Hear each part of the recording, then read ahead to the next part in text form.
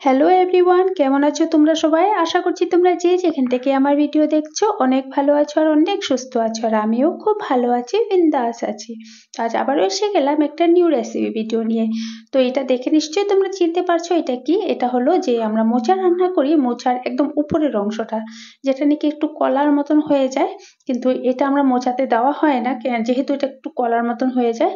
তো এটা দিয়ে আমি একটা অন্যরকম রেসিপি তোমাদের সাথে আজ শেয়ার করব। খেতে কিন্তু দারুণ হয়, সম্পূর্ণ একটা নিরামিষ রেসিপি।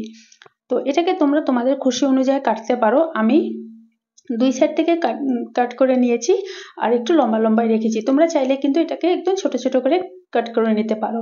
আর আমি নুন হলুদের জলে রেখেছি, যেহেতু কষ কষ জিনিস নুন হলুদের জলে রাখলে আর কালো হয় না।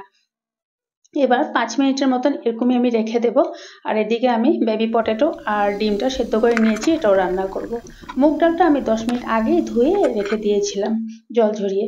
এবার যে কলাটাকে আমি নুন হলুদের জলে রেখেছিলাম সেটা ধুয়ে পরিষ্কার করে নিয়েছি, তারপর একটু ভাপিয়ে নেব। তার জন্য গ্যাসে বসিয়ে দিয়েছি আর আবার আন্দাজ করে নুন আর হলুদটা দিয়ে দিলাম।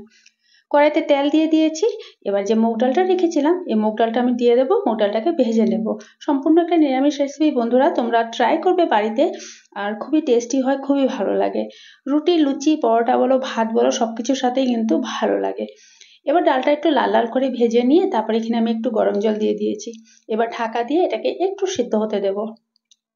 সম্পূর্ণ সিদ্ধ হতে দেব না, একদম অল্প পরিমাণে সেদ্ধ করে নেব। তারপর এটাও মোটামুটি হয়ে গেছে, এটাকে আমি একটা চালনিতে রেখে দেবো, জলটা ঝরে যাবে, তারপর এটা আমি ডালের মধ্যে দিয়ে দেবো। এবার মুগ ডাল যখন রান্না করি একটু মানে তাজা তাজা কাঁচা লঙ্কা ভালোই লাগে না? আমার বাড়ির ঘরেও তাজা কাঁচা লঙ্কা ছিল ফ্রিজে, কিন্তু ভাবলাম যেহেতু গাছে আমার লঙ্কা হয়েছে তো আমি গাছের থেকে নিয়ে আসি আর তোমাদেরকেও দেখিয়ে দিই যে আমার গাছে লঙ্কা ধরেছে। আর এটা ফুল গাছের ভিতরে কেমনি জানি হয়ে গেছিল, কিন্তু খুব সুন্দর। আর মাঝে মধ্যে এখান থেকে আমি লঙ্কা নিয়ে মানে ঘির সাথে গরম গরম ভাতের সাথে মেখে খেতে দারুণ লাগে কিন্তু। অবশ্য আমি একটা অতটা ঝাল পছন্দ করি না, তাও কিন্তু গাছের লঙ্কা ভালোই লাগে। তো মুগ ডালের মধ্যে এরকম তাজা লঙ্কা কিন্তু খুব ভালো লাগে। আজ আমার মেয়েকে ছেলে আনতে গেছে, কিন্তু ছেলের কলেজ বন্ধ, তাই মানে ছেলে যখন বাড়িতে থাকে আমার আর যেতে হয় না। ওই যে দেখো মেয়ে এসেও গেছে আর হাসছে আমাকে দেখে, ভিডিও করছি যে বেশি আমার ক্যামেরার সামনে আসতে চায় না। তো যাই হোক, রান্নাটা আবার দেখাই তোমাদেরকে। এখানে দেখো মুগ ডালটা আধা আধা সেদ্ধ হয়ে গেছে। একদম একটু একটু যখন সেদ্ধ হয়ে যাবে ঠিক ওই সময় আমি এখানে আন্দাজ করে একটু নুন দিয়ে দিলাম, তারপর একটু হলুদের গুঁড়ো দিয়ে দেবো, দিয়ে ভালো করে একটু নাড়িয়ে দেবো। নাড়িয়ে এবার যে কাঁচা কলাটা আমি সিদ্ধ করে একটা চালনিতে রেখে দিয়েছিলাম সেই কলাটা আমি সম্পূর্ণ এখানে ঢেলে দেবো। ঢেলে দিয়ে তারপর আবারও এটাকে ভালো করে একটু সেদ্ধ হতে দেব। কলাটা তো সেদ্ধ হয়ে গেছিল, যেহেতু একেবারে কচি কলা, সেদ্ধ হতে বেশি সময় লাগে না।